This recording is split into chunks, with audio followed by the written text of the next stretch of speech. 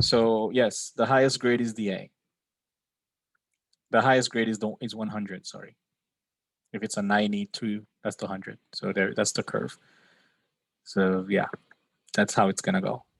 So it's like specific cutoffs. It's not based on the class performance. I mean, it kind of is. I mean, if the highest grade in the class is a 92, and that just gets shifted to 100, I'll just take the cutoffs and do the same fraction increase. Oh, okay. Will Yeah. you So release the cutoff though? yeah. I mean, I'll try that as we still have exam 4, so I'll try to do what we have now. Basically, I'll be able to, because I wouldn't be able to tell what that highest grade is going to be. Because like the person who has the highest grade could fail the last exam. I mean, probably not likely unless he's, I don't know. But yeah, that's how it's going to be. So you'll be able to come to know what your grade is currently. That's for sure. And that would be very easy. You just do the multiplications and whatever that I'm going to release. And you can do that. But Also, go ahead. so also for like the people that would have to take the exam on a different date because of a conflict, like the take-home portion, would you give that like earlier, the day earlier, if we chose to do it like on the 28th, or like? Yeah, I think it's only like 3 of you that have Oh, this okay. conflict, so we can work something out. I mean, I had a student take an exam literally on the plane to Korea when they were leaving because of COVID. We can work Okay. something out. It's not Got just it. at the end of the world. Okay, cool. Yeah, thank No, you. no worries, man. No worries. Like I said, the take-home portion of the exam is gonna be one that involves having to graph G of T curves because you have to use Excel, and doing it on a log probably won't work. So that's pretty much that. Yeah. So it's the same idea of trying to do. Now, last thing I wanted to ask, I really want to do something related to doing Python, but so once again, I have to ask. I should feel comfortable that everybody can do this without, running Python either on their computer or a different server. There, I need to know that's the case. Otherwise, we have to think of another way to do it. But we'll get to that soon. Although we have only a week, but we'll get to it. So where am I? Okay. Can you guys see my screen? No? A thumbs up, maybe? Okay, good. All right. Let's talk about the last thing. We're not going to go through everything, unfortunately, sadly. Oh, no. What happened? Hold on. Yeah.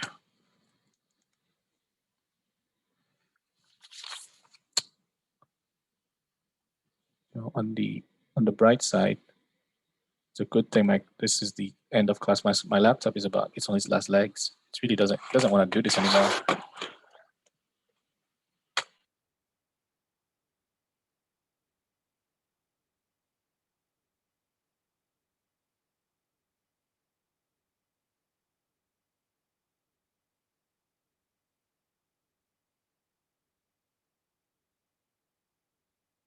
While it's doing what it's doing. Okay, there we go.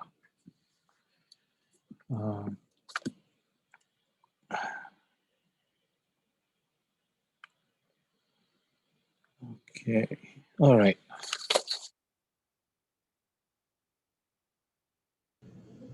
So, Dr. Denard, just a quick question on the grading scale. So, say the person who has a 92 in the class gets the 100, everyone would get an 8% curve, is what you're saying? Or are you still planning to do the cutoffs depending on like the other cutoffs depending on like biggest distance between grades? The way I'm planning to do it is the highest grade will be 100%. It's going to be some factor that increase that grade. So it's whatever that is. So it's, if it's a 95, that becomes the 100 and everybody gets bumped up like that. So it's gonna be, in this case, it's 5 points, right? Yeah. And then the cutoffs and the cutoffs are gonna be just on that. So if the cutoff was 90 to 100 is an A, so now it becomes, I guess, 85 to 95 is an A, right? Okay. Got Yeah, it. that's the idea. But I hope I don't have to do it. Because remember, you still get at least 5 points, and I still haven't decided if it's gonna be 5 or 10 points for the for your homework, because that depends on what happens after I finish grading this third exam. You'll be fine. You guys don't need to worry. You'll be fine. I think it looks kind of similar to last spring. And last spring we had, I don't know, what, a third A's and there was a lot of, I could look at the distribution again. Okay, let's do this. So we are looking at internal transport effects. We will not be discussing external transport effects, sadly, in the course, but yeah. So we started looking at those in heterogeneous catalyst. So the idea is that if you have a catalyst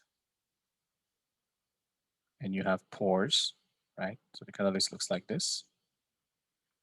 So your reactants and your products have to diffuse in and out of the catalyst pore. Heat as well. So basically, your reactants, say A has to go in, B has to come out from the bulk. Now, the one thing we also have is a boundary layer around the catalyst particle. And this is where you would have your external transport effects.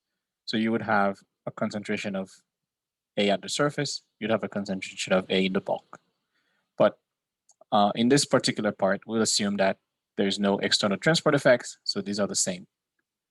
Right, so I'm gonna write CAS, but you can assume that this is CAB. So we're not doing external transport effects, at least because we don't have time.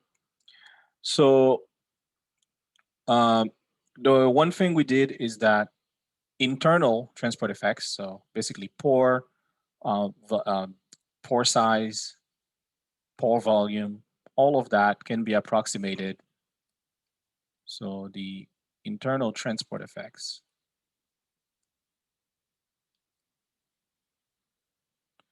can be approximated with one dimensionless variable, which is just the Thiele modulus.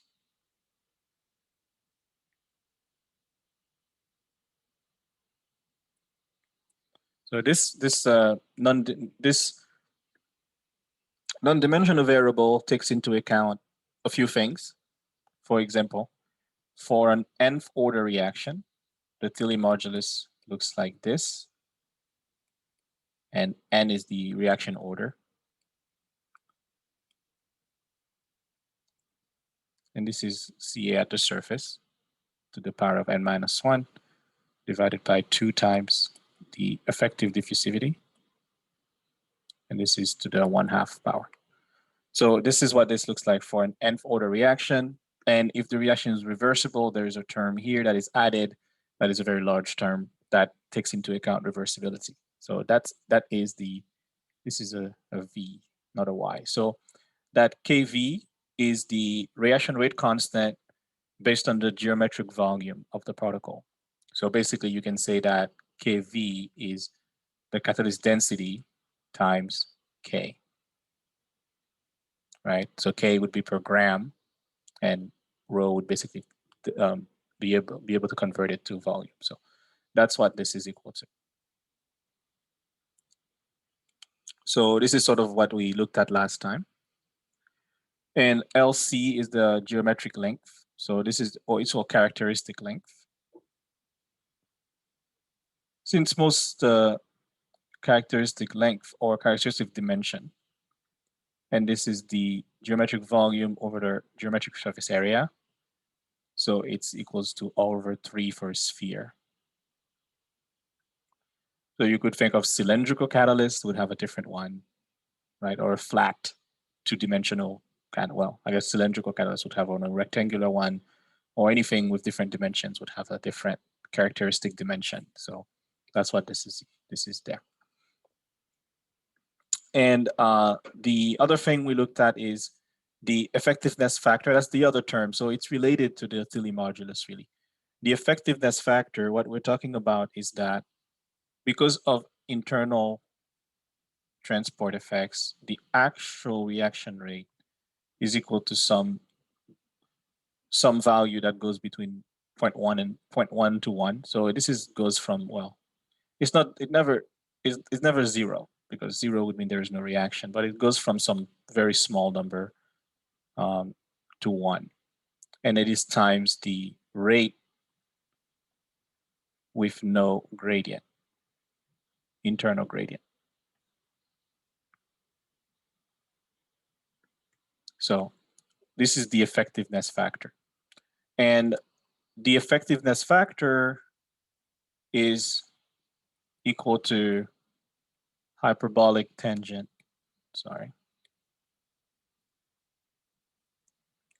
of the Tilly modulus divided by Tilly modulus. And as you can see that as the Tilly modulus goes towards infinity, the hyperbolic tangent of that goes to 1. So that means as the Tilly modulus goes larger and larger, this goes to 1 over Tilly modulus, the effectiveness factor. And as the Tilly modulus goes to 0.1 or close to 0, approaches 0, the effectiveness factor is closer to 1. So basically meaning that this is saying that there is very little internal transport effects that slows down your reactants and products. And this says that there is a lot of it. And you can graph this, and this is in the book. You can graph this. We're graphing it from 0.1 to 10, for example. And this is the effectiveness factor, goes from, say, 0.1 to 1, and a graph would look like this. Where in this regime, it's reaction rate limited, right? Because there is no effectiveness factor issues. There's little internal diffusion limitation, but here you would be internal diffusion limited.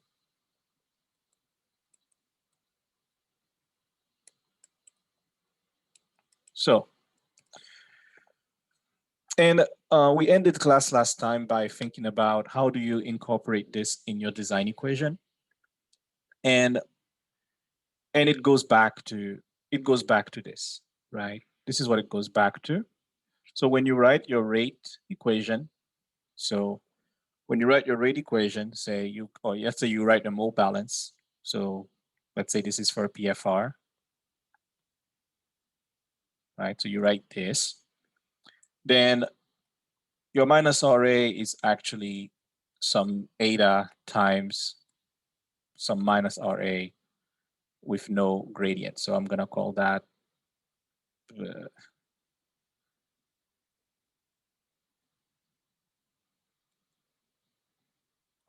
can't write. Dr. Nard, on the graph, what is the x-axis? It was like this is the Tilly modulus. Sorry. Yeah. So as the Tilly modulus goes to 10 or beyond 10, it's the effectiveness factor pretty much goes very, very, very, very low. So now in design equation, you would write, this is what your new rate looks like. Now you can, of course, you can be given this. You can be given, by what I mean by being given this is essentially being told what your Tilly modulus is, right? That's essentially being told what this number is. But the other thing to keep in mind is that the Tilly modulus itself is a function of concentration. So what it means though, in your problem, you're given diffusion coefficient, you're given rate constant, but from geometric volume. So basically, when you think of integrating this design equation, let's say for a PFR, this also gets integrated from 0 to XA. So it's not simply integrating KCA, you're integrating this from 0 to XA. Well, I guess, let me rewrite this. Actually do it mathematically correct. So you're integrating, say you have, so if it's, let's say it's second order, right? You're integrating this from 0 to XA.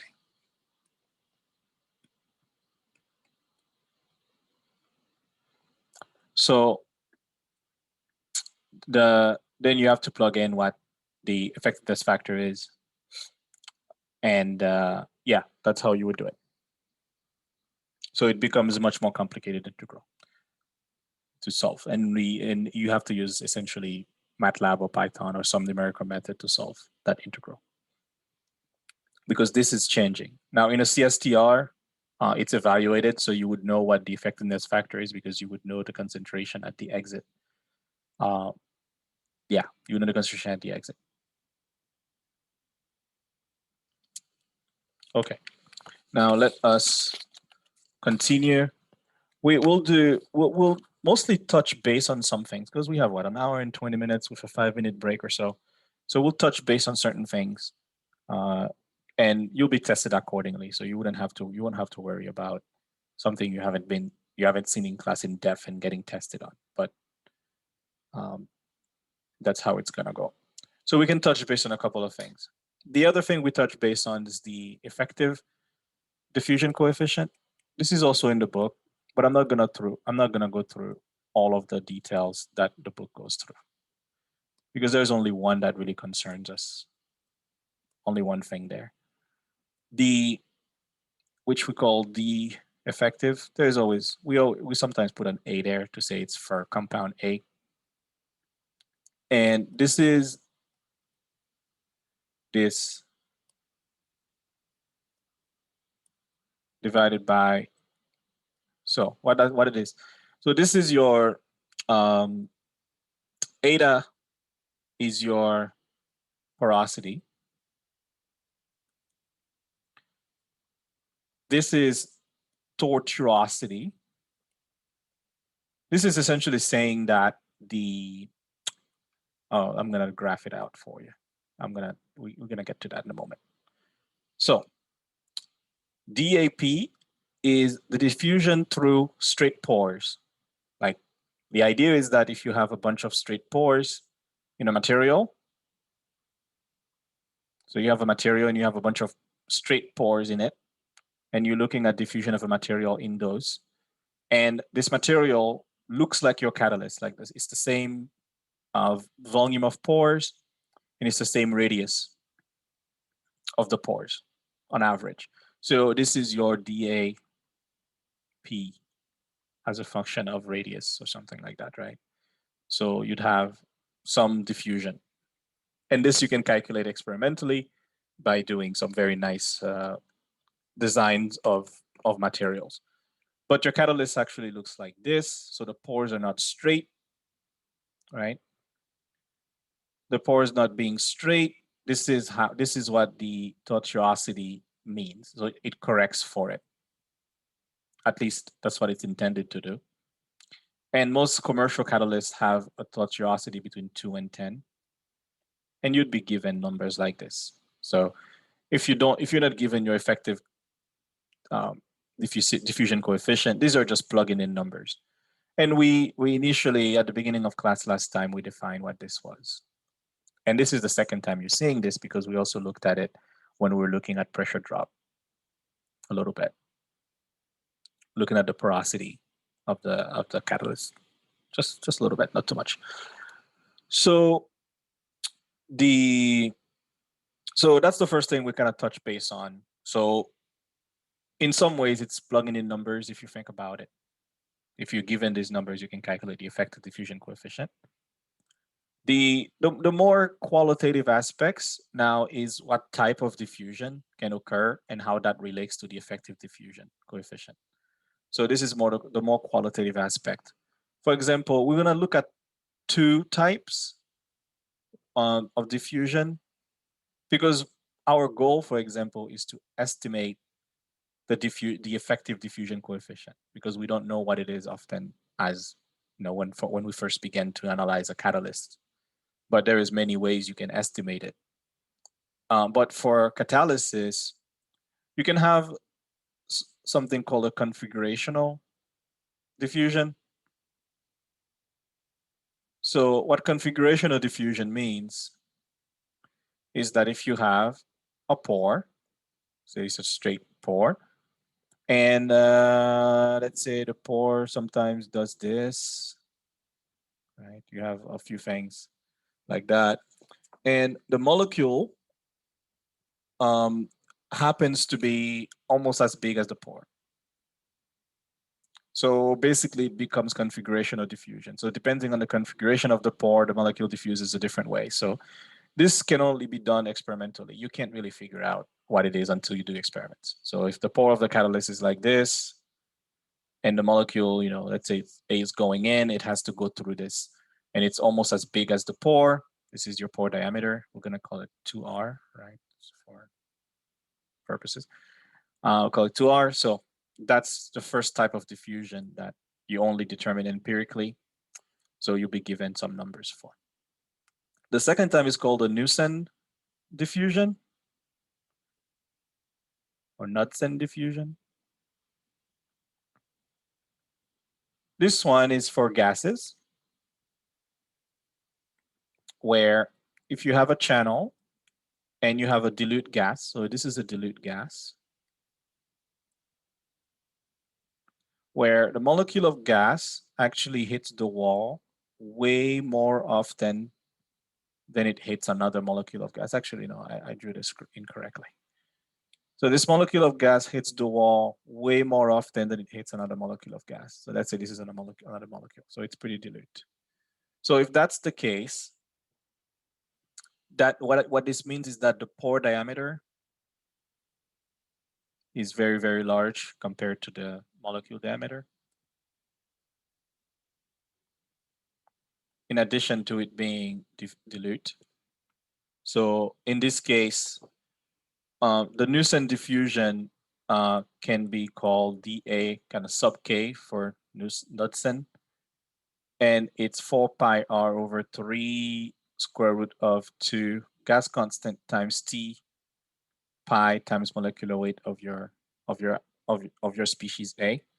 So here R is your gas constant.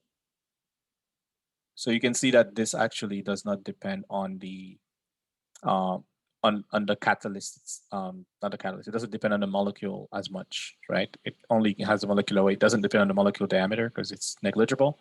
And R is the radius of the pore. So here the effective diffusion coefficient is linear, varies linearly with pore diameter, and it varies to the square root of the temperature. So that's the type of diffusion that, for example, you could be asked if a gas is undergoing Knudsen diffusion through a catalyst pore, and the catalyst pore is increased, 2 times, or the temperature is increased, by 100 degrees Kelvin or something. How does the diffusion coefficient gets affected? How does the reaction itself get affected? So you would have to, go back and recalculate the effective diffusion coefficient. And we've done examples like this before when we actually do comparisons. I'm not saying that you'll be tested on this. That's not what I'm saying. I'm saying that that's how you would look at these approximations. A third type of diffusion is molecular diffusion. That one is more complicated. It's the fact that the molecules bounce off of the walls and also bounce off of other molecules. So this molecular diffusion takes into account partial mole fractions in some ways. And that's also in the book, but we won't go through that because we're not going to use it. So, okay. So we've looked at two of the parameters in the equation, diffusion the effective diffusion coefficient and the the Tilly modulus itself, which both relate to the effectiveness factor. So what we're going to look at now quickly, for example, is how does internal transport effect what effect does it have on experimental data? So if you remember, we always said that we use a thin amount of catalyst when you do it. Let's say you're doing a differential PFR. A differential PFR, if you remember what we drew, we'd say something like, okay, we have a little bit of catalyst, delta W right here, and this is your reactor. So you have very little catalyst here. So that thin catalyst would be there to ensure that there is no internal transport effect, but that's not entirely possible. It's never really ideal. So the question you can ask is, how does the internal transport effects, what effect does it have on your kinetics? Now, if for example, so the question is, if Tilly modulus is high, so let's say close to 10 or something like that, that means your effectiveness factor is equal to 1 over Tilly modulus. Okay, so that's what that means. So your actual rate, which is your measured rate, right? So this is measured. Okay, this is what you get from your experiment, is 1 over Tilly modulus times intrinsic rate. This is the real rate. Okay, so this is what this is equal to. And we know what the expression for the Tilly modulus is. So we knew before that this is the characteristic dimension times some kV CAS n to the minus 1 to the 1/2 over 2 times this. So you can plug this in. And if you plug this in, you find that the actual rate, so if you combine, so your measured rate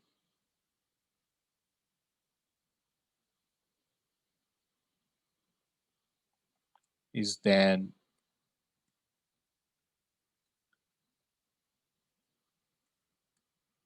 equal to this. Now, one thing I will mention, I'll draw it, I'll write it out a little bit later.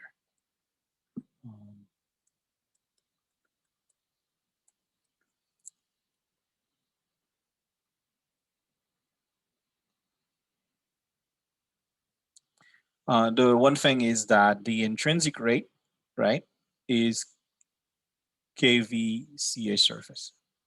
So this is, which is minus RA. So this is the minus RA based on geometric volume. Once again, if you multiply this by the density of your catalyst, just keep that in mind. This is nothing really new, is minus RA. We'll say prime because it's catalyst. So keep that in mind. There's nothing extraordinary there. Okay, so if you plug this in, so you plug in Tilly modulus and you plug in the intrinsic rate, the actual measured rate takes this form. So now what can you see, what's going on? What's going on here is a couple of things. Let's say the reaction is second order. So let's look at the effect of the order. So say the reaction is second order intrinsically. So this is what intrinsically you would observe 1.5 order.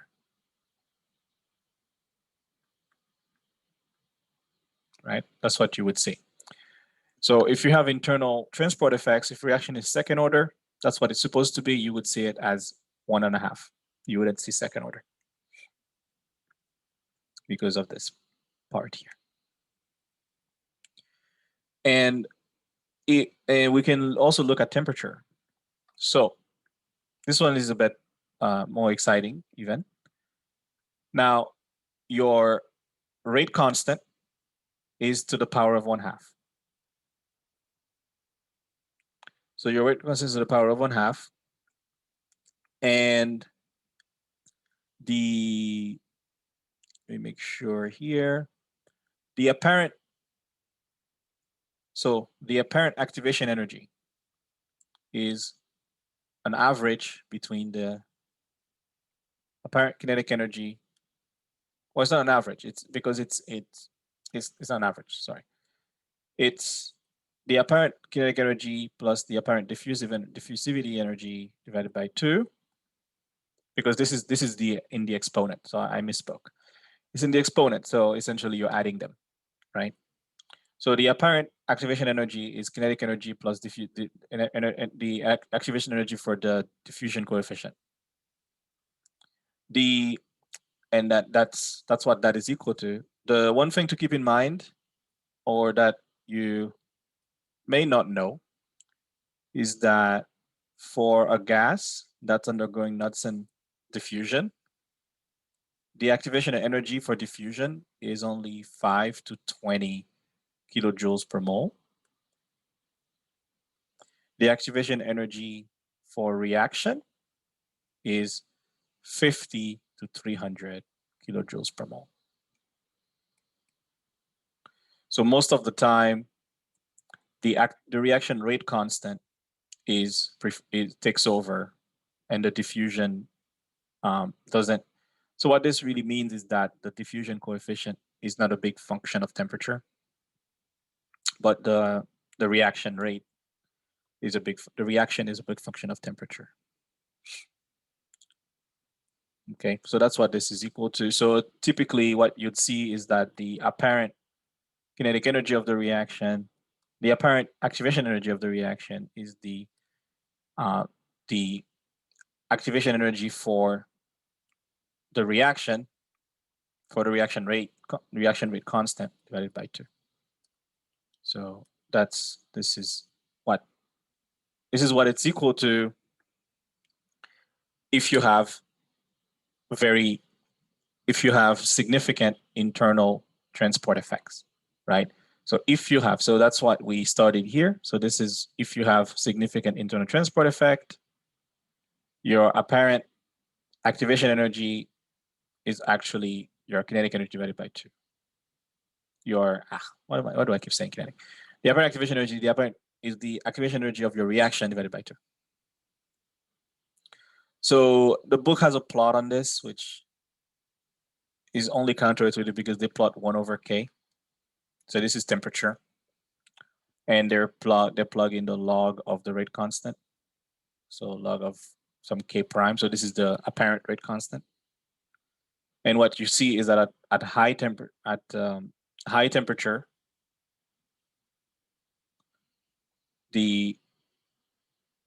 this is at high temperature, so low 1/k. This is the activation energy that you actually observe.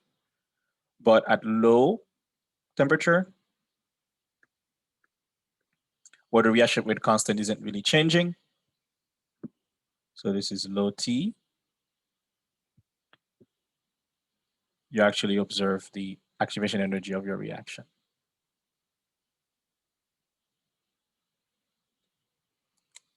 You have to pardon my handwriting because I'm actually writing vertically because my computer does not want to go into, what do you call it? Tablet mode. It keeps almost turning off whenever I try to do that. So that kind of sucks. So yeah, so these are some of the effects of internal transport effects on your rate parameters. And let me see one last thing. Yeah, so like I was mentioning, I explained it before writing it down. So at low temperature, your reaction rate constant, Kv, is low or is small. And the Tilly modulus is actually low. So this is why, right? So if this is small, then this is small. So that's pretty much what that means. I guess, yeah. So that's right.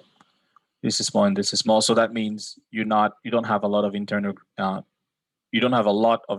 transport effects because the Tilly modulus is low. And as temperature goes up, your reaction rate constant value goes up, and it goes up more rapidly than the diffusion coefficient because the diffusion coefficient activation energy is much lower. But then you also have the Tilly modulus going up. So that's why. This is what explains this graph right here. The last thing is particle size. So how does that affect? So if we're looking at particle size, we find out that the reaction rate is inversely proportional to particle size.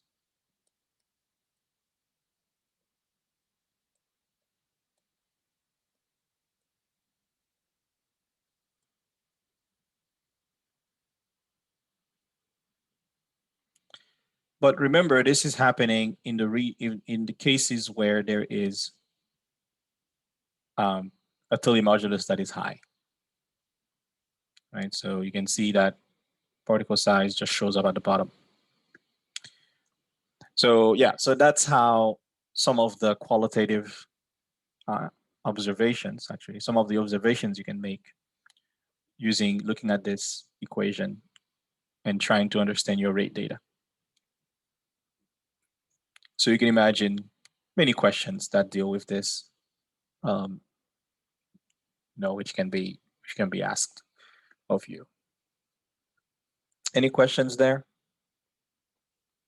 We have a little bit to go, but we can.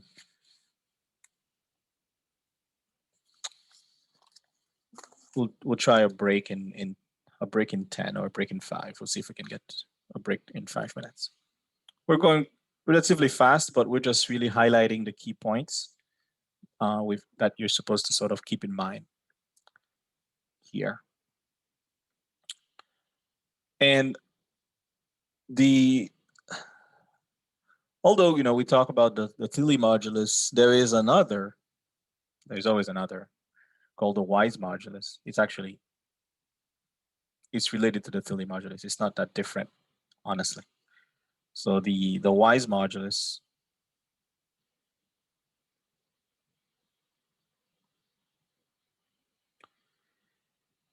why do we care for the Wise modulus is that to know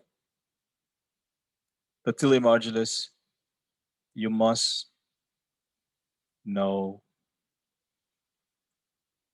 reaction rate constant, because we can see that's the case. So you must know the reaction rate constant. But let's say you have an experimental reaction and catalyst, so you don't know what the reaction rate constant is.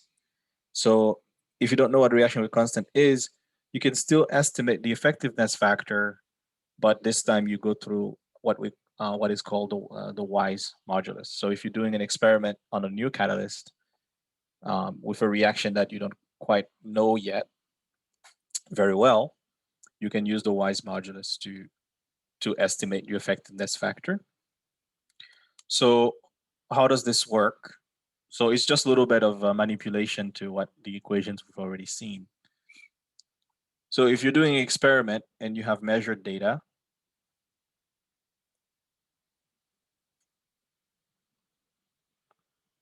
and say your measured data, let's say it's rate per mass catalyst, right? That's what it is. So say you were to, you divide that by the geometric volume.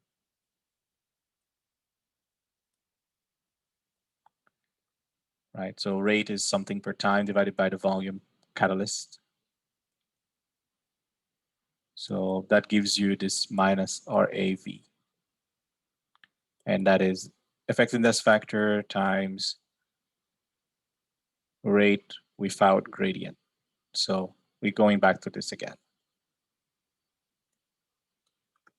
So that's what this is equal to, your measured data. You can convert it like this way. So basically your minus RAV, as we did before, is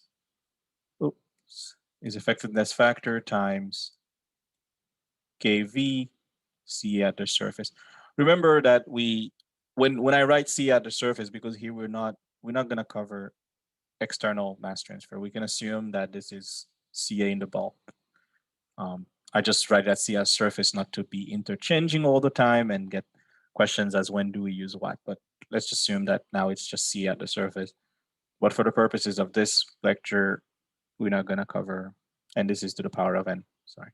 We're not gonna cover external mass transfer. So you can multiply both sides of this equation by this quantity. So this is just a transformation that's happening here. So if you multiply both sides by this quantity and you do some little bit of math, you find that you, let's see.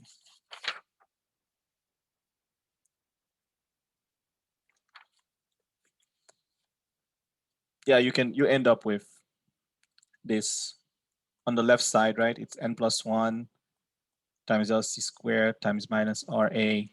This is your measured data, remember that, okay? This is what you've measured divided by 2 divided by this. So this is your left side. And the right side, right? So the right side, remember that this is equal to, oh, no, never mind. So if you remember, so let's recall that the Thilly modulus, let's say squared, is gonna be LC squared times n+1 KV CAS, because it was to the power of 1/2. So divided by 2 the effective coefficient. So this is LC. So recall that this is that. So that means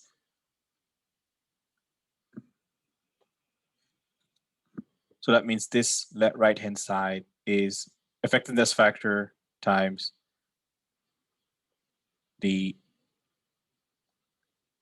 Thilly modulus squared, right? Because it's basically the Thilly modulus squared is essentially this times that,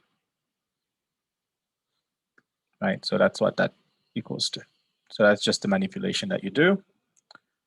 And this is what one calls the Wise modulus. So this is the Wise modulus. So it basically lumps together Thilly modulus and effectiveness factor. So if you don't know the effectiveness factor, you can calculate the Wise modulus using your rate data, right? Because you can see your rate data, so you have order, and you have a diffusion coefficient and concentration and LC, so you can calculate this, and then from there, try to calculate that. And we'll do an example when we come back from the break that uses the Wise modulus to calculate the Thilly modulus and the effectiveness factor by using rate data that you measure. And for a first order reaction, irreversible, because you see these can get very nasty if you're dealing with more than first order reaction. For a first order reaction, irreversible, this Y's modulus, which is equal to effectiveness factor times Tilly's modulus squared, is actually equal to 3 times Tilly modulus 1 over hyperbolic tangent of Tilly modulus. I'm going to put a 1 here to mean first order. Okay, that's what that means. And 1. So this is the quantity that is known for first order reaction.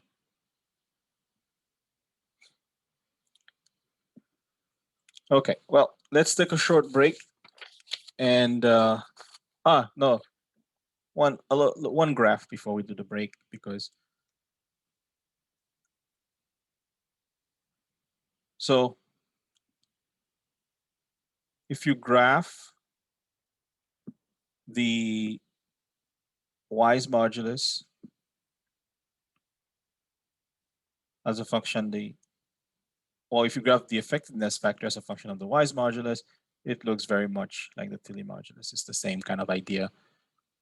Once again, you see that if the Y's modulus is approaching 10, or I would say approaching 10 or higher than 10, effectiveness factor is 1 over the Y's modulus. It's kind of a similar idea. So if you don't have the Tilly modulus, you can do experiments based on that. And we're gonna do an example right now that estimates both the effectiveness factor and the Tilly modulus using some rate data. And after that, we just have to go through, talk about reaction selectivity as a function of Tilly modulus, and we'll be done. All right, I'll pause recording for now. We'll take some questions if you've got any. Right. So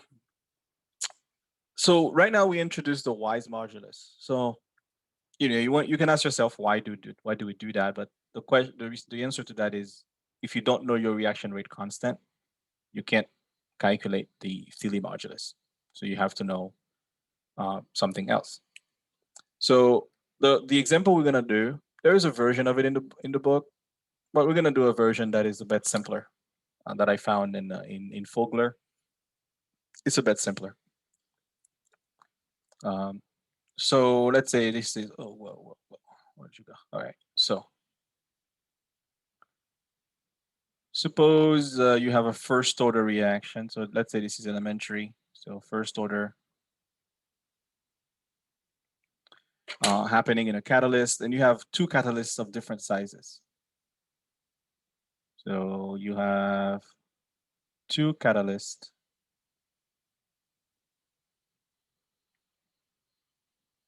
of different diameter. So you have 2 of different diameter. And if, let's say, you assume no external transfer, the question is to estimate your Tilly modulus and effectiveness factor for each catalyst. Okay. And you're giving some data. So that's what you're actually going to need. So you have some data. So the data you're given is, you have 2 runs. You do run 1, run 2, and you have measured rates. So this is your measured rate, and this is, let's say, 3 and 15. This measured rate, say it's in mole per gram catalyst per gram catalyst second. And this is times 10 to the 5th. So what you're seeing here is times 10 to the 5th. And you have a pellet diameter. And the first one is 0.01, and the other one is 0.001. And this is in meters. So this is the data you're given, and you're asked to estimate the Tilly modulus and effectiveness factor for each of those catalysts. So it's pretty straightforward, actually. So we can start by, because we don't know, in this case, for example, we don't know the reaction rate constant. So we don't need it. We don't need to know it. So you can, for example, write down your Y's modulus, which is, right, this is this.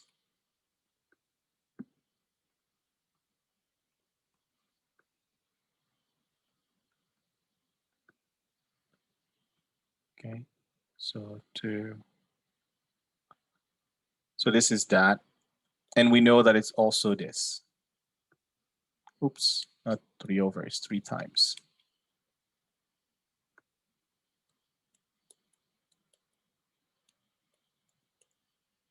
This is for first order, remember? So we're putting first order as the 1 next to that. So this is, we know that it's equal to these two things.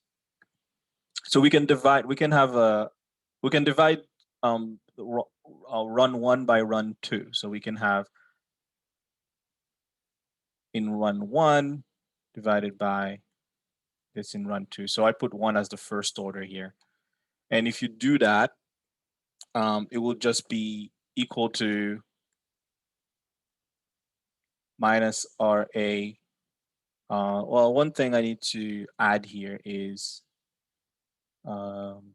instead of this, just bear with me here. Instead of this, I'm gonna write catalyst density times RA prime. Okay, so it's the same thing.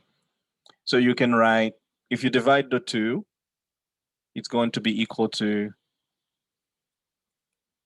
first reaction times R squared 1 divided by second reaction times R squared 2. So if you just divide, because everything else is constant, diffusion diffusion coefficient constant, concentration, everything is constant, except for the radius, which is coming from the length, the characteristic dimension, and the measured rate. So that's how it looks, and it's then equal to 1 over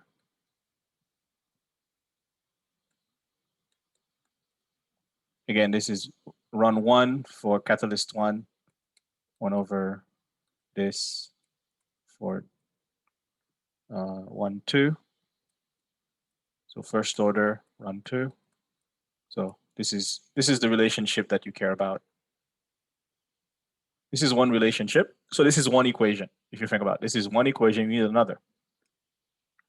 So the other equation that you care for is this one.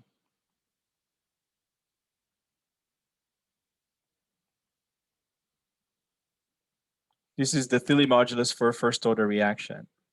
So this is what this is equal to. Or you can write it as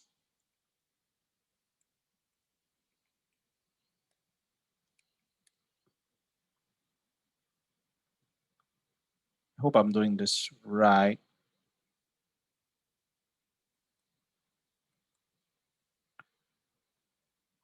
I may have something wrong here. I'm not 100% sure. I don't remember if I should put the density there or not, but it doesn't matter, because if you decide to do, if you were to do this, it's essentially equal to R1 over R2, right?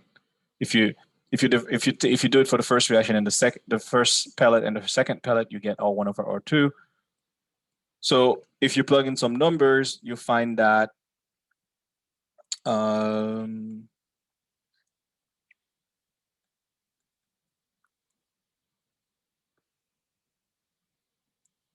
you find this, because you have R1 and you have R2. So if you plug in some numbers, you have this relationship.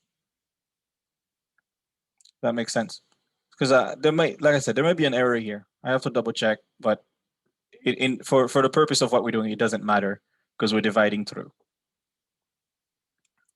So all you have to do essentially is to plug this in here, because what you have this relationship already. You have your rates, which are given, and you have your catalyst diameter, which is given. So you know these quantity, and you replace Tilly modulus 1, 2, or 1, 1 with 10 times 1, 2. So you can solve this equation or using, I don't know, solver or something like that. You can solve this equation. And if you solve for this equation, you can, this is plug in there. If you solve for this equation, you find that the Tilly modulus for the second pellet is 1.65. And the Tilly modulus for the first pellet is 16.5. This is for R2 of 1 millimeter. 1 millimeter, 0.001 meter. And this is for R1 of 0.01, 1 centimeter. So you can basically use these are the two equations really that you end up using to do these, to find these values, right? So you can also calculate easily the effectiveness factor now that you know the Tilly modulus. So then you can also then calculate then for the second pellet, this thing is, what did I write it? 0.856, and for the first one, it's 0.182. So what you can notice is that high Tilly modulus, low effectiveness factor. Lower Tilly modulus, higher effectiveness factor. So that's sort of how you solve problems like this. You could also be asked something like, what radius of your catalyst would you need to have an effectiveness factor of 0.9 or 0.95, right? It's the same idea, it's just you have different variables. So that's sort of what I wanted to, the point I wanted to put across here. But it's the same usage. You just have to, just know how to use it. Any questions before we go to the last bit, the last 10 minutes of class?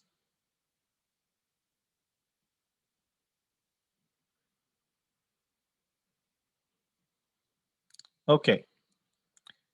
There will be an exam problem on this. FYI, it's already written. I just have to change the numbers because I gave it last spring. Now, if you can find the exam last spring, hopefully you can't. But if you can, good for you. But it's not the exact same problem. I'm just saying it's the same idea. But you would expect something like this anyway, which is simple to solve and looking at changing some numbers. Okay, the last thing we wanted to talk about is selectivity. That's the last topic in the course for us. It's a lot of fun, but we only usually talk about it for 15 minutes. So take from it as much as you can. So reaction selectivity. So we looked at how temperature for a reaction can impact selectivity depending if you're, based on reaction order or activation energy. We could look at how temperature can impact selectivity, how order of reaction impacts selectivity, time or space-time, depending on, if you have a reaction in series. But another thing that impacts selectivity, which is actually very exciting, is your catalyst internal transport effects. So that impacts selectivity. Because as we kind of went over for sizing a PFR, I think last class, we saw that the effectiveness factor changes as the reaction proceeds in the reactor as it goes from in to out. So that means if you have multiple reactions happening, the selectivity will also change as a function of effectiveness factor, because that's in the rate equation, essentially. That's why. So, and the temperature profile will change as well. Now, we're all treating things isothermally for time, because talking about temperature gradients would basically go back to thermal and then, you know, all that stuff. But isothermally, we're treating those systems, right? We're not talking about temperature gradients, but there's very similar, except that you're dealing with your conductivity coefficient or heat conduction. We only deal in heat conduction, not convection. Simplifies the whole process. So yeah, but we won't cover that. So let's look at a parallel reaction. So let's start there. This is also in the book. I find that chapter 9 in the book does a good job, especially at the end of class, to make it short. Because if you go to chapter 15 in Fogler, it's you know, it's like 60 pages long. It will take forever to go through everything. So let's say you have parallel reactions. A goes to B and A goes to C, and you know, let's see. Let's say you have RB equals some KBCA to the beta, and then RC is KCCA to the chi. So that's just the power. So now, if you have resistance, internal transport effects, if telemodulus is large, the concentration profile of A is going to look like this. And we kind of know what it's going to look like. This is C at the surface. So it's going to look like that. Right, this is R equals 0. And this is R, oops, this is R equals R. So this is A. That's what's going to happen to A. Now, if we go back to our instantaneous selectivity, say of B respect to C, then that's equal to KB over KC CA to the beta minus chi. So that's just the stuff we did before. Now, if beta is equal to chi, then there is no concentration dependency. So there is no, the pore diffusion will not influence selectivity because there is no concentration dependence. Okay. But if beta is greater than chi, what this means is that RB over RC goes down as CA decreases. So the selectivity goes down as the concentration goes down, right? That we kind of know that. So that's how we choose our reactors to keep selectivity high by keeping concentration of A high, right? So we know that's the case. But concentration of A inside catalyst is lower than concentration of A at the surface, right? That's true. So that means the real selectivity, so real RB over RC is lower than RB over RC if no internal transport.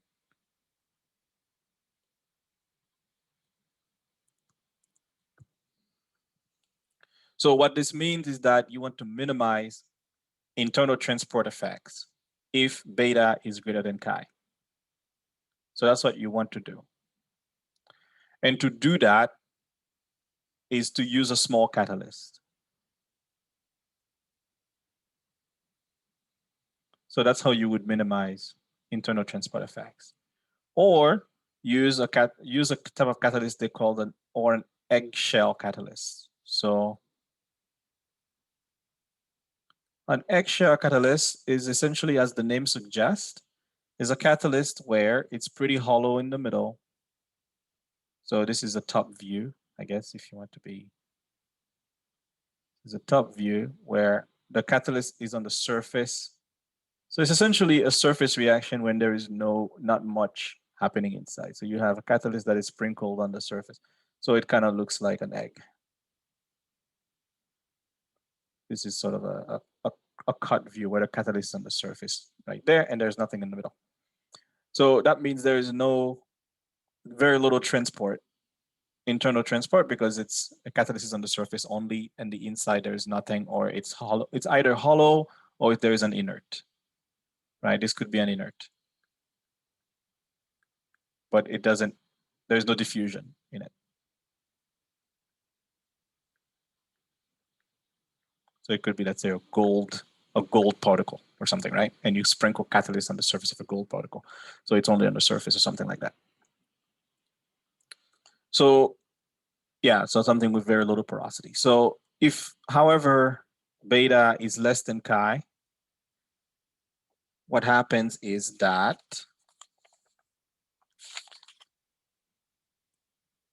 RB and RC actually goes up as CA goes down. Once again, that if in our initial analysis, we would say something like, well, use a CSTR that keeps the concentration of A low. It's the same thing as saying that as the concentration of A is lower, the selectivity is higher for B.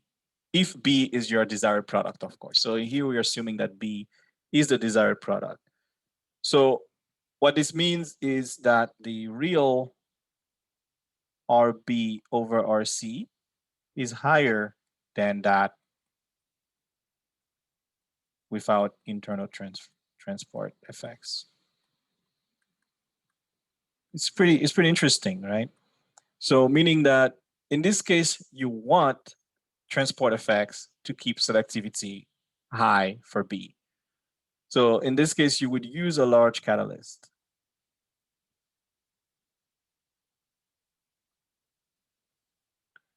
Or one would call an eggshell, an egg yolk. There's an egg yolk catalyst. So what this catalyst looks like is the catalyst is only in the middle.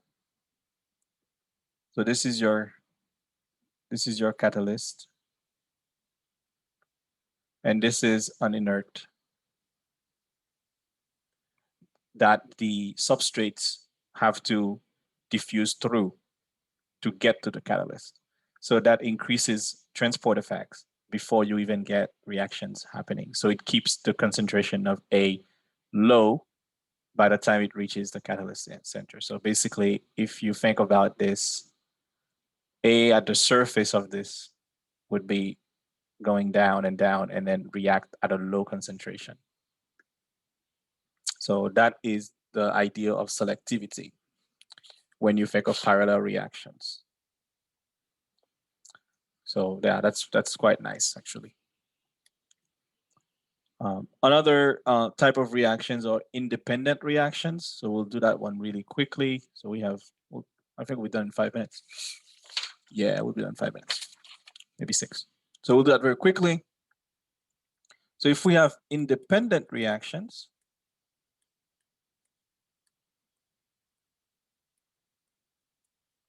say you have an A goes to P1, and then you have B goes to P2, and you have minus RA is say Ka Ca to the alpha, and here minus RB is Kb Cb to the beta. So that's what you have.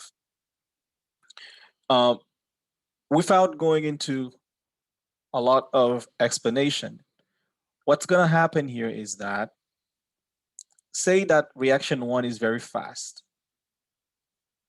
much faster than reaction 2. This is reaction 1, this is reaction 2. So reaction 1 is much faster than reaction 2.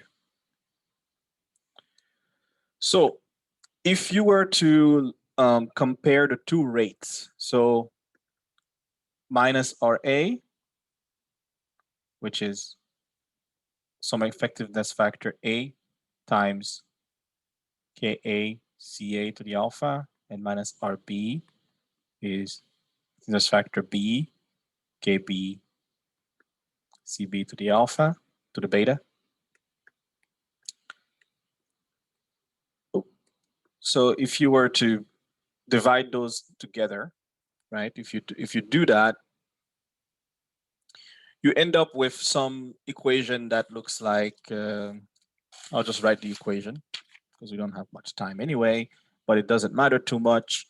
You end up with an equation that looks like this. This is a lambda. What this lambda is the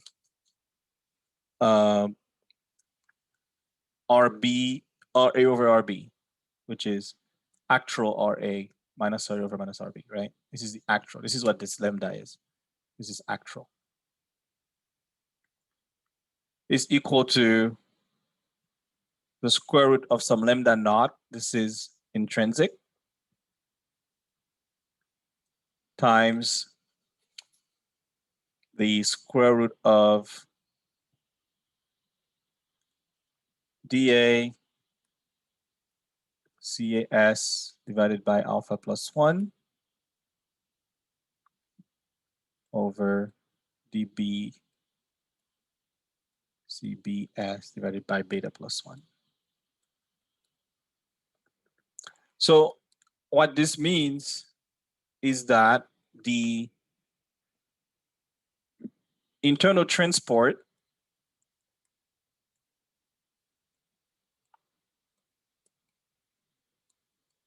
slows down the faster reaction more. So it should be faster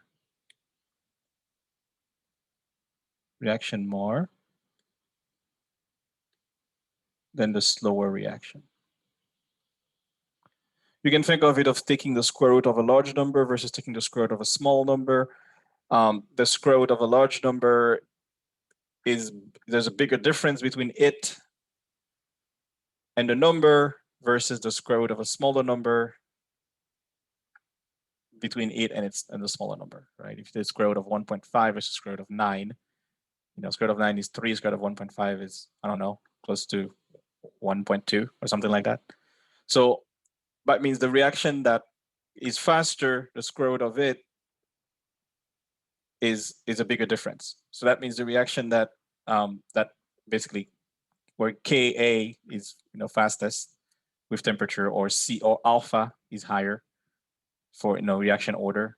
So any of those, you find that the it slows down faster as you increase internal transport effects. So if you have a fast reaction, you want to minimize internal transport. So that's essentially the take-home message. That's all you need to really know there. And lastly, we can look at series reactions. Our favorite first order, A goes to R, A goes to S. And if we look at selectivity R respect to A, right? This is our little guy there, is equal to 1 minus K2 over K1 CR at the surface versus CA at the surface. That's what our selectivity looks like. And now if we plot it, and I'm going to explain this in a moment, really quickly. So this is our R equals 0 to R equals R. And A is going to look like this, right? Because this is CA at the surface, and it's going to penetrate the catalyst. There's a concentration gradient. So it's going to make R starting some level, and R has to escape, right? So R has to escape the catalyst to the point where at the surface, the concentration of R should be 0. Basically, when R gets to the surface, it goes into the bulk. So it never stays on the surface. That should be what happens ideally. Ideally, there would be some level of R made, and it would just go straight down. That would be the ideal scenario. However, because R is going to make S, R can get trapped inside the catalyst pores. to the point where it accumulates. So it's gonna accumulate and make S. It's gonna reach a maximum at some diameter. And then it's going to escape and reaches 0. So what this means is that as R is made, it's trying to escape, it's going to get trapped because of the pores. And while it's getting trapped, it's gonna make S. So it's gonna reach some maximum, and then it's going to basically now leave. And if you think about what's happening to S, and this is an exercise in the book, S is gonna start at some level at CS0, and it's basically going to escape. So if you say that is CS, sorry, this is CS equals 0. So S is gonna basically get formed, gonna get out. That's why the concentration, this is as a function of radius, right? So S is gonna be made, it's gonna leave. R is gonna be made at a certain selectivity. As it tried to escape, it's going to get reacted. So it's gonna accumulate, react, make S, and then S, and then now it's gonna eventually escape, although it could still be making more S as it escapes. So what this tells you is that the higher internal transport for a series reaction, the more your selectivity suffers, right? Because the harder it is for R to escape the catalyst, the more selectivity suffers. So that's very, very qualitative kind of stuff. And it's in the book, you can read it. It has many more details, and hopefully it doesn't get confusing. Okay, guys, that is it. It's been an absolute pleasure. I love the subject of kinetics. I hope to be getting better at it as I teach it more. And I hope you enjoyed the class as well. I think it's a class that hopefully when I'll send a reminder, but hopefully when you fill out your evaluations, for better or worse, they reflect what you've learned as well as how things can be improved.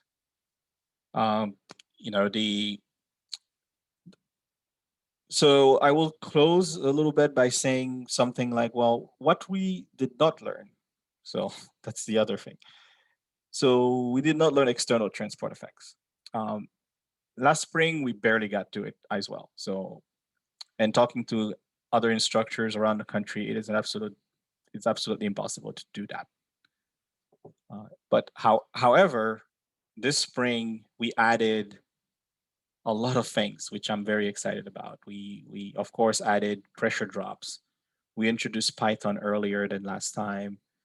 And also we did a lot of talk about surface reactions, which I think for the first time introducing it may have been done in a way that wasn't as informative and instructional as I would have hoped, because the second exam was a bit of a disaster from that point of view. So I would have hoped that maybe next time we'll do it even better to introduce surface reactions.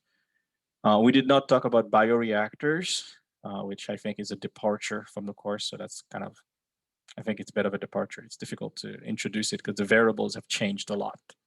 Instead of R's, you talk of V's. Instead of, you have growth rates. You have different things that kind of throw people off. We did not talk about catalyst deactivation, which I think is something that should go hand in hand with this internal transport effect. So we did not talk about that at all. And we did touch base on, let's say safety, like explosions of your CSTR, but we could have gone further in like talking about actual real life explosions and why kinetics was the people that overlooked kinetics was the reason why this happened. So yeah, so with that, I wish you all the luck on the final. I will have a review session, which I'm sure Alex will have one as well, but I'll announce it maybe closer to the exam, as I think, because I don't have a lot of people coming to my office hours all semester, so I don't know if it's a schedule thing or it's because you guys don't need it.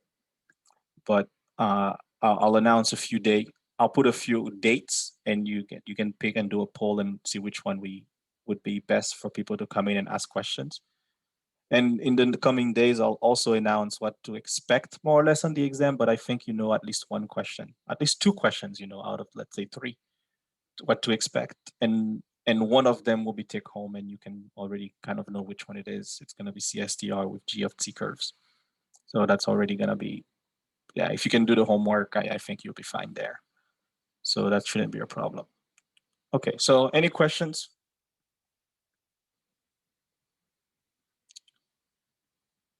Not at all?